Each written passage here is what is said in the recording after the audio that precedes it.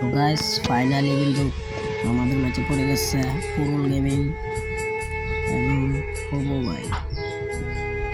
দুইটা বিবেস প্লেয়ার পড়ে গেছে একই ম্যাচে, একবারও সামনাসামনি মুখোমুখি হয় নাই।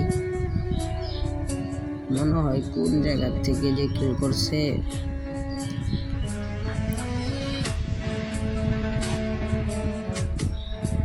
দেখো এই যে কিল করছে পুরুল গেমিং এ, এই যে ওপো গেমিং এ কিল করতেছে।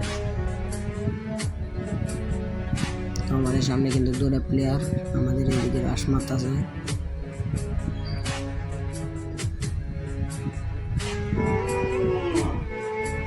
খুব ভয়ে আছি বুঝছেন, যদি একটা পুরুল গেমিং এর সাথে হয় দিত তাহলে হয়তো একটা ভিডিও বানানো যেত।